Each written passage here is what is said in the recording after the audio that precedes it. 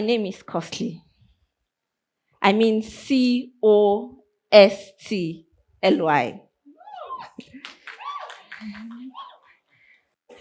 And I'm sure about 50% of you seated here are already thinking, what sort of name is that?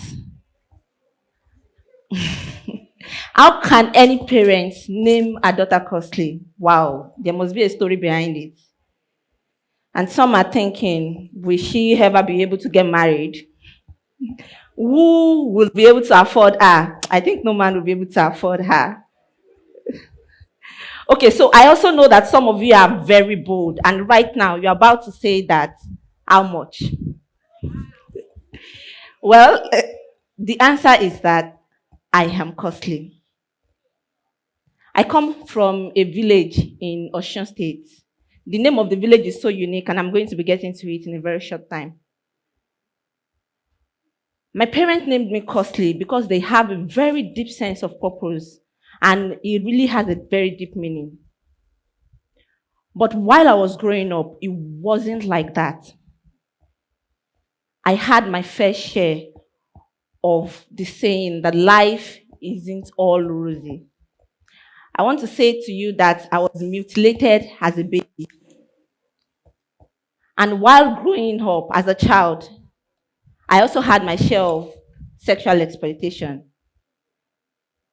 Again, I'm grateful to my parents for sending me to school. I'm grateful for the opportunity, for the education, and for always inspiring me to become the best version of myself. But after sending me to school, I did not make my O-level results. In fact, I had to write about 9 O-level exams before I eventually passed one. So you can say that I have experience in O-level exams writing because I wrote 9, right? But thank God, I eventually gained admission into the medical school to study medicine and surgery. On getting to the medical, well, I didn't want to study medicine initially. I wanted to become a lawyer. But on getting to the medical school, I fell in love with it because the hallmark of studying medicine was to save lives. And I really loved that concept. So I stayed with it. The medical training was supposed to be 7 years. Again, here I am. I spent how many years? 10 years. 10 good years. No thanks to ASU. And I'm also aware that ASU has been on strike for the past 6 months. This is the experience of millions of young people across Nigeria.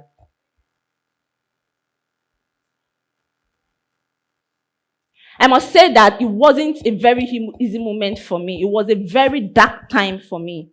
And in that dark moment,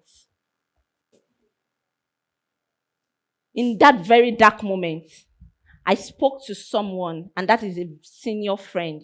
And I told the person, I asked just one single question that transformed my life permanently. I asked, what is the meaning of life? And the person said to me, life itself has no meaning. But life gives us every day an opportunity to create a meaning. And that was what changed my life totally. So I became this girl with a very big dream. I started dreaming big. Yes, if I'm going through this, yes, ASU is on strike and we are all at home. What else can I do? How can I add meaning to life? How can I impact my community? And I started dreaming very big. And at some point on social media, I wrote on my Twitter bio, I said, I'm a girl with a tall dream to influence the world to stop female genital mutilation. Like I said, I was mutilated as a baby. And I bet you that in that process, I've learned 2 key lessons because it was the beginning of my second decade. And those 2 lessons are never let anyone tell you that your dreams are not valid, because your dreams are valid. I wrote it then, not even knowing where to start from, but I just wanted to make impact. I wrote it on my Twitter space, but today, I now lead a global youth consortium of over 1,800 people from across 65 countries. And do you know what we're doing? We have just one vision: for young people to lead a world free of female genital mutilation by 2030. And now it's happening, right? So don't ever let anybody tell you that your dreams are not valid. Secondly, you should always continue to grow. Don't ever stop growing. Of course, as a girl with a tall dream to influence the world, I can't afford to stop growing anyway.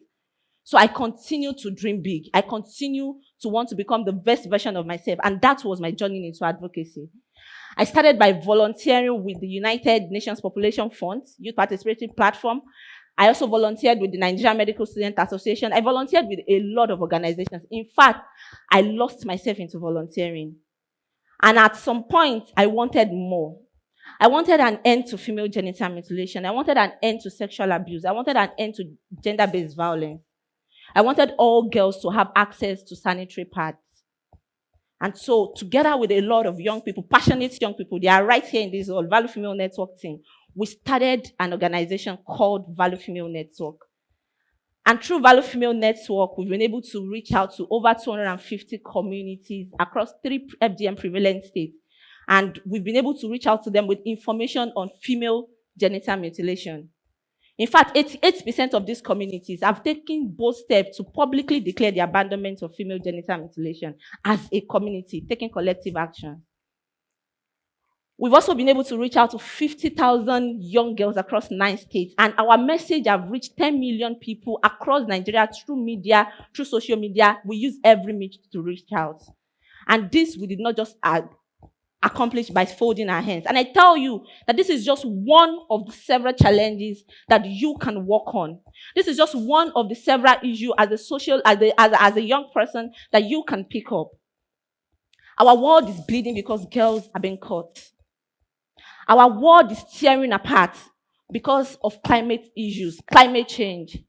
Children can no longer be children because, they have to marry early. They are now brides.